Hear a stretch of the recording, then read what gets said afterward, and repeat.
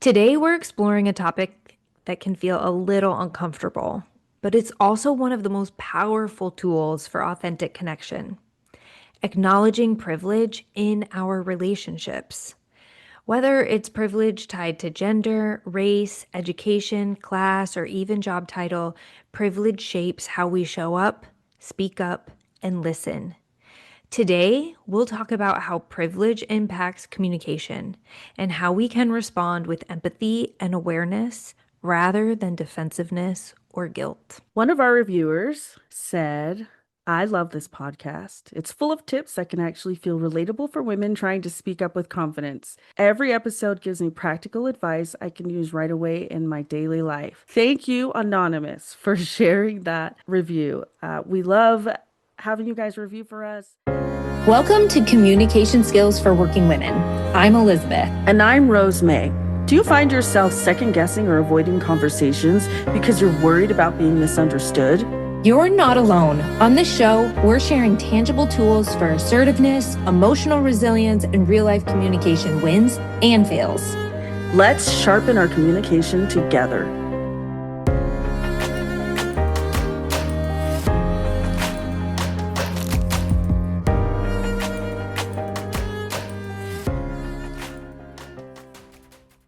Let's start by defining privilege in very simple terms. Privilege means there are some parts of life that feel easier to navigate, not because we didn't work hard, but because the system or culture was designed to fit us more easily. In communication, specifically, this can show up really subtly. Whose voice is heard first in meetings? Who gets interrupted and who doesn't? Whose ideas are taken seriously? And who feels safe to give honest feedback? Those are just a few of the ways privilege can show up. Acknowledging privilege, it's not about blame, it's about awareness. And awareness helps us communicate more thoughtfully and effectively across differences. So I'm going to share a story with you of something that happened, fairly recently in relation to privilege and kind of walk you through my thought process as I was experiencing this interaction. So I was at a conference, and these conferences occur yearly. When I get a chance to see someone that I haven't seen in a year, I get really excited. And there are a couple of us who don't get a chance to see each other regularly because we're in different states or we don't work closely with each other. And so I was at a table with three, four other women that I hadn't seen in a really long time. Super excited to just catch up on life, but also catch up on where they were in their careers, what their plans were for after the conference and different phases of life. And we were having a great conversation. And then I spotted a male colleague, and he came over and sat at our table and immediately started talking. And we had probably, I would say we had probably 20 minutes left before starting the conference, again, restarting or continuing the conference. This 20 minutes, I kid you not, of this male colleague talked the entire time. And sometimes I think I'm aware of what's going on in the room. Most of the time, I don't necessarily care about these kinds of situations, but these were friends that I hadn't had a chance to talk with in a really long time. And so I was really enjoying our conversation. So the fact that he came in and sat down and talked the rest of the 20 minutes without me being able to kind of catch up with some of my colleagues, like that was what was so poignant to me in that moment. And when I realized this dude just sat down and started talking, didn't even like consider that we were in the middle of a conversation, didn't consider that perhaps there was some important stuff going on, like, but he literally just sat down and started talking.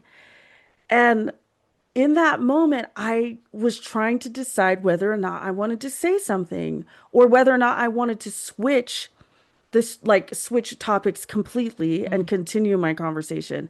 And so I'm thinking about this in my mind, and I sat and I just thought for a minute. I went through a very long process. Now, his story was actually very, very interesting. It was really, really fascinating, actually.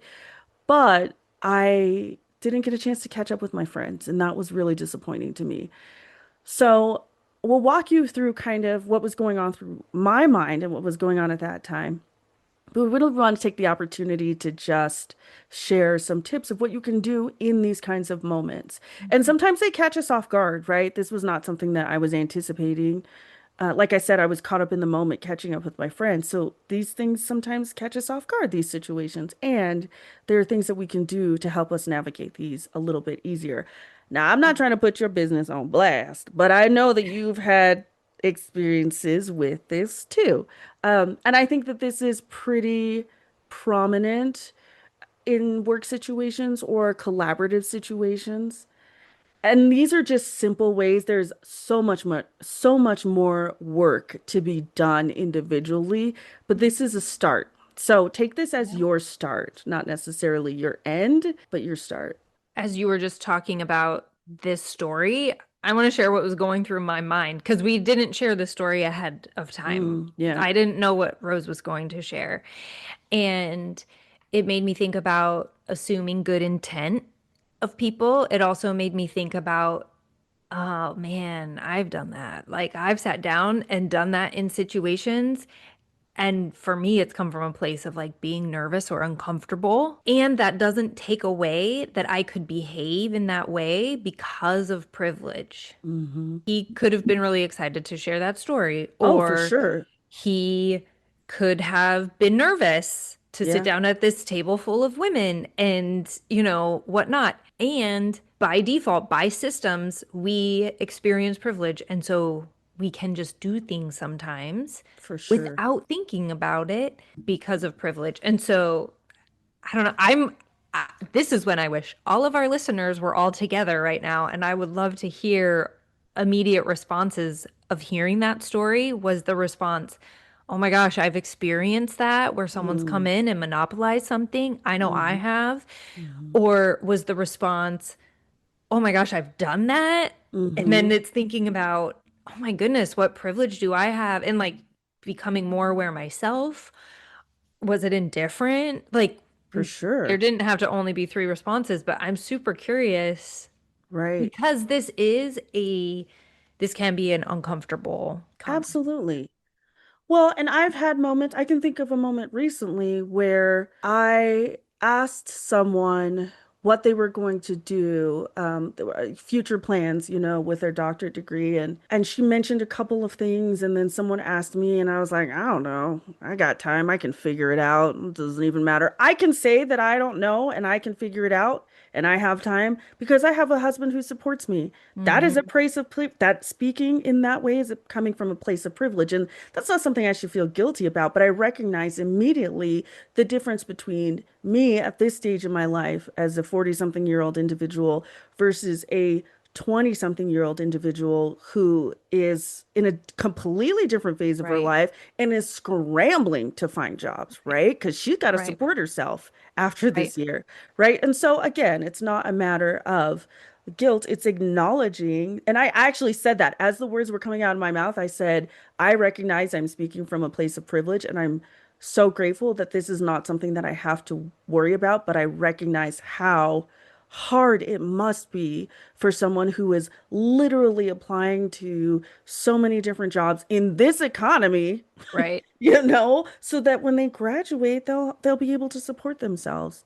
And so I, nothing wrong with acknowledging it, right? right. Openly. I think it's great to talk about these different kind of scenarios of where privilege does show up. I remember our orthodontist, she grew up in a totally different environment and she didn't have braces as a child. And Mm, she said to me, like, it's a privilege that your children get to have braces. And I remember thinking, like, wait a second. But her pointing that out to me, I was like, it really is a privilege. Like, absolutely. it's a privilege in most places in the world that my Yep. children can have braces and that we can provide them with braces. And so it comes up in little things. Shit. So another place that I've experienced privilege is I have a number of friends who their children are expressing their gender in non-conforming ways. And that's not an experience that I'm having within my home right now. And so I recognize that my thoughts and feelings around this come from a place of privilege of just not having to Not Navigate that world. correct. Yeah. Just not having to navigate that world. Even when it comes to illness, when it comes to uh, people experiencing job loss, Neurodiversity. neurodiversity, all of those things, when that isn't on your plate, Yeah. that puts you in a place of privilege because that's something you're not having to navigate. The world is And designed for people who can walk, for correct. example, Correct. right? Oh my Yes. gosh. Yeah. Exactly. Like, Yeah. exactly. I have a friend who has a child in a wheelchair, and I have had Yeah. to say to her before, we were at soccer practice with our other kids, and I said to her before, I was like, tell me about what does your day look like? Like, I have Mm. no idea what it looks like for you to have an almost adult-sized child who Hmm. needs physical help all day long and has one of the brightest minds. Like, Yeah. and it was just, it's eye-opening all the time. And so just recognizing that every single one of us have places of privilege. Absolutely. Why does this privilege matter in your work relationships? Well, imagine for a second you're leading a project or something similar. You're feeling confident, you're feeling experienced, and you're feeling respected. So you speak assertively, which works actually very well for you, right? But maybe a colleague from a different background might find your communication style intimidating or may not feel safe disagreeing with you, right? If we don't pause to recognize those dynamics, even unintentionally, we can miss the opportunity for inclusion, innovation, trust, and just communication, open communication. So, what awareness of privilege does, it is allows us to shift from dominance to dialogue, from assuming to asking, and from speaking first to listening deeper. Right now I work with some of the most phenomenal people I've ever worked with. I have had a male sit in a conversation with women and say, I recognize that I'm the only male here. I'm going to leave space for others to speak, right? And like something that I don't hear frequently, but every time I hear that coming from him, I'm so grateful that it's almost like it relieves this tension in the room Mhm. amongst all the other women in the room and in that place. Just very grateful that I'm working with someone like that right now, you know. Rosemary, I want to see if you would be willing to walk through our communication framework that we've been talking about on the podcast for the last couple of weeks, Sure. specifically around this situation. Yeah.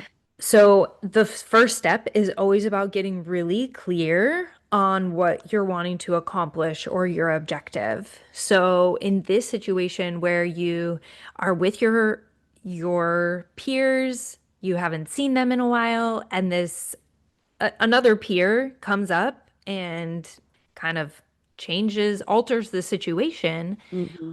What did you do, or how did you get clear on what you wanted to accomplish or experience in that situation? Yeah, so this is actually a really good question because I don't know that I knew. I just knew that something wasn't right in the moment. And so, like I said, his story was so cool. So I was listening, but there was also like a part of me that was simultaneously trying to figure out what I wanted to do. So I just took a step back. I even asked myself, like, is this actually what I think I'm seeing? Like, is this actually like an example of someone like using their privilege, coming in, not even recognize reading the room? And this Mhm. is someone who has relatively good social skills. So it wasn't even like someone who experiences like social awkwardness. But I did have to step back and ask myself, like, what do I really want? So I like not physically, but very emotionally just went within and reflected, like, what would be the goal in this experience in sharing what I'm noticing, right? And the first thought immediately is like, I want this person to recognize their privilege. That's Mhm. not going to work, right? I can't make that decision for someone, right? Um, but I think my goal or my objective was I really want to speak up in this situation and bring awareness to the fact that we were engaged in a conversation and we were interrupted by this story. Mm, Even though it was super cool, like we were in the middle of something pretty great. right. And Yeah, it got connecting. interrupted. Yes, we were in the middle of connecting and it was interrupted unintentionally, but interrupted. Yeah. So you got really clear that you knew you wanted to address this situation. Yes. Yes. So then the second step that we talk about is what did you do or not do? So you already talked about your inward process, but that Hmm. was in your getting clear on what Yeah. you wanted. Yeah. So you got very clear. And then Hmm. what were some things you did or did not do? So what I did was I listened. I chose to step back and listen and really just kind of just engage in a more reflective process than speaking immediately because Mhm. I think that my automatic response, like I wouldn't have been able to show up the way that I wanted to. So Right. I chose to sit quietly and reflect. I did not speak. I also didn't say anything. So I kind of just, I mean, honestly, I was like disengaged. I detached in that moment. Part of it was because I was trying to be a little bit reflective, but also that was my response is Yeah. I detach and disengaged from the conversation. So you got clear Yeah. that you wanted to address the situation, and Yeah. then your actions, though, you disengaged, you Yeah. stopped, and you didn't take that action immediately. I did So not. what worries really showed up for you during that? So many. So many. One, I'm worried that, and this has been my experience in Utah. I'm not going to speak for every brown person here. I know that it is very common feeling. I did not want to be seen as the brown person who's pulling any kind of card, whether it was the woman card, the privilege card, the black card. I didn't want to be seen as that. That was my worry. I worry about that, and that's based on previous experience in other spaces. That's number one. Number two, another worry that showed up for me was that were, I don't know, people were going to make assumptions. People were going to respond negatively. Those were some of the worries that I have, that there would be a negative response, right? That I might hinder a relationship Mm, with either these women by putting them like maybe in an awkward situation or this man who is a colleague, right. and we have a relationship, like a working relationship. We work together in many settings. So yeah, like kind of like worried that I would endanger that working relationship, and by then like and just indirectly worried that that would affect the way that I was seen at work. So Okay. not just within this circle but also at work in general. You shared your worries and you kept actually going deeper and deeper and deeper without me having to ask again. Often in coaching and stuff, I'll ask the same question again, but you were going deeper on your own. You didn't want to use the woman card or the brown card or any of those things. Yeah. That Or was a worry. yeah. You didn't want to be misunderstood. Yeah. And your deepest worry that came up that you shared was you didn't want to hinder these working relationships. Absolutely not. This is a small therapeutic community and word gets around fast, Hmm. right? So if you're acting like a jerk or what others perceive to be a jerk, that could very much hinder like work opportunities, other working relationships, you know? So there are social consequences. Right. Yeah. So hearing your worries reflected back to you, what hidden commitments really came forward? In that situation, Hmm. I am committed to conforming. Mm. This To maintain. I'm therapizing myself. Yes. Like I'm asking myself questions that I would normally ask my clients. Anyways, that's what the hesitation and the pause is that I'm actually asking myself. But yes, committed to maintaining the status quo, 1,000%. And even deeper, you're committed to those work relationships, like your status quo within work. And Oh yeah. so when people are thinking about their working relationships and how do these things show up, this happens all the time. And it's we say this all the time too, and this goes so much further than work. This Oh goes yeah. into all relationships, All truthfully. relationships and all interactions, like I am very keenly aware that in many situations I am the only brown person in a room. I'm Right. the only brown person at a table, right? Everything that I say and do is measured and strategic because I have had these experiences in the past. So, yeah, in that situation, especially I was committed to like not doing any of those things. Right. Yeah. When you said that everything that you say or do is measured, the thought that I had was how exhausting. Yes. I've been Yes. in situations where I'm one of the only women or the only woman, and that's where I'm relating to you in that, Hmm. where it takes an extra measure for me in my responses and what I'm doing, and I come out of those situations more tired. Yeah. It's exhausting. So you've gotten really clear that you wanted to take action around this situation that happened. Yeah. You noticed what you did and you didn't do. You have identified your worries and ultimately your hidden commitment to keeping the status quo, especially in your work environment. Like that Hmm. sounded really important to you. As you were Hmm. sharing these two things, I could hear how the goal and object, like the goal to address this really was in conflict with your commitment to keeping the status quo. Like I can Absolutely. hear it in your voice that those two things Yeah. are working against one another. Yes. So this is where we pull in the experiment piece. Did you do any experiment in that point, or should we just go into our four ways that someone could experiment? Let's go into our four ways first, and Okay. then I'll tell you what I did. Okay, say you're in a similar scenario. Here are four ways that you can communicate with awareness and empathy. So, first, notice power dynamics. Before a conversation, you can ask yourself, who has more comfort or status in this setting? How might that impact honesty or openness? I have asked myself this question, and there have been times when I have been surprised that the answer has been me. Oh, yeah. I'm the one Uh-huh. because I'm going into something where I'm feeling insecure or nervous and I'm thinking maybe the other person. But when I take that pause and that time to get clear and do these things, I Mm-hmm. recognize often, like, oh, I hold the power dynamic here. Mm-hmm. Yeah. So, another suggestion is to use curiosity over certainty. I did not do this last week, and this hurt me. So instead of, I think you're overreacting, or instead of, this is how it needs to be, which was the approach I took, try, help me understand your experience. Or I could have tried, this is what I observed. Can you help me understand?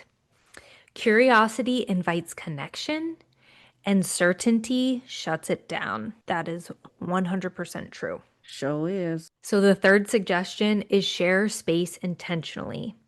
If you are used to speaking up, practice stepping back to make room for others' voices. When I am in a group, I have a rule, three before me, because I can get talking. Sometimes it's because I feel passionate, sometimes it's because I'm nervous. But regardless, I try to let three people speak before I speak again. That's a good So rule of thumb. share that space intentionally. So practice stepping back. If you're quieter, practice small ways to claim your space. It doesn't even have to be verbal. It can be a physical position where you are taking up a little bit more space. Also, those quieter individuals, your perspective offers depth and balance when you take that time to speak. Number four, practice self reflection without self criticism. So, notice your own reactions. Do you feel defensive when we're talking about these different things, or do you feel defensive in different scenarios? And remember, it's okay. It's okay if we feel defensive. Those moments are opportunities to learn. I recognized this week that I didn't handle something right. I felt defensive and I responded and I said, I wish I would have. In an email back to someone, I said, I wish I would have shared this and asked this. And they haven't responded, but I feel better after owning my not great response. Well, and I think that that is really important point is that we can always go back and make attempts to repair. You don't have any control over how that's received. We have an episode about apologizing, right? So we've been Mhm. going back and listening to our episode about making apologies that count and are sincere. You you can acknowledge that you screwed up. You did Yeah. something that probably wasn't helpful, that was a little bit harmful, that wasn't the best. You can ask. You can ask people, how can I make this right? Without justifying your behaviors or your intentions. Sometimes someone just needs someone. I've had this. People have asked me, like, how can I make this right? And I've just said, like, you just coming and acknowledging this and me knowing you as a person, knowing that this is something you are now going to be aware of, that's enough for me. Mm-hmm. I oftentimes I don't need a lot. Some people will need more depending Right. on what's occurred, but we can always make attempts to repair.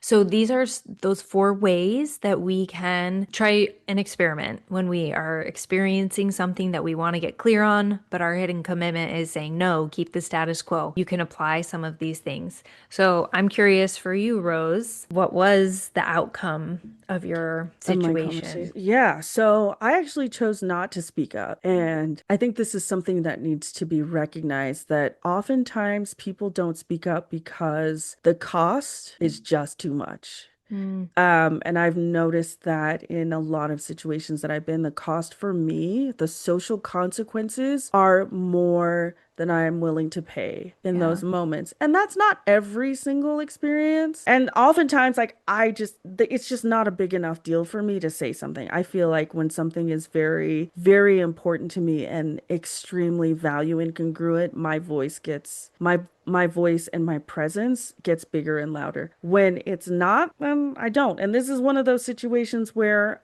I really had to do a cost benefit analysis. And I think that this is important to recognize at work. Sometimes people aren't speaking up because the cost is just too much, right? And so thinking about your team, your clients, or even your manager, recognize that sometimes people aren't speaking in those meetings because the cost is too much. Sometimes people aren't disagreeing because the cost is too much. When you are in a place of privilege, you don't necessarily have to worry about that cost because once again, the system or the culture was designed for you, was designed for someone who experiences your privilege. So maybe thinking about like who's getting invited into key conversations, right? That is oftentimes part of why people don't speak up. Maybe they haven't been invited into those spaces. Maybe it's how feedback is received depending on who gives it. Mm-hmm. Maybe it's noticing when someone feels unseen or unheard. But we can all think about those that we work with and even those in our families and our social relationships, right? We're not looking to fix everything overnight. Just starting with awareness, because this is a very, very small part of recognizing and creating equity in our society, but just starting with awareness and small shifts in communication, like asking more questions, inviting input, or naming what others might be feeling but not saying, can go a really, really, really long way in our relationships. And I want to add, when I'm starting to feel defensive, getting curious around my own feelings of defensiveness instead of thinking that I have things figured out. Also, I mean, we've talked about this. There are times when every single one of us are in that place of privilege, and then there's times when every single one of us are not in that place of privilege. And Hmm. so when we find ourselves not in that place of privilege and maybe not taking the action because that hidden commitment is actually more important to us than what we think our clear goal is, take time to care for yourself. Yeah, And remember that sometimes it's okay to be in the space that we're in. And also, there is so much value in assuming the good in others agreed. and just really taking that deep breath and believing that everyone's doing the best that they can, even when it's really hard or hurtful. This week, we invite you to practice one thing. So take one of those 4 things that we talked about, or even just consider privilege and just start to notice it within yourself. So notice where it shows up and choose empathy instead of assumption, because real leadership and real connection and real change all really begin with awareness. Until next time, speak clearly and listen bravely. When you feel confident in your communication, everything changes. We'd love to hear your wins, failures, and insights on Instagram at Communication Skills for Women. Leave a review and connect with us. Until next time, speak clearly and listen bravely.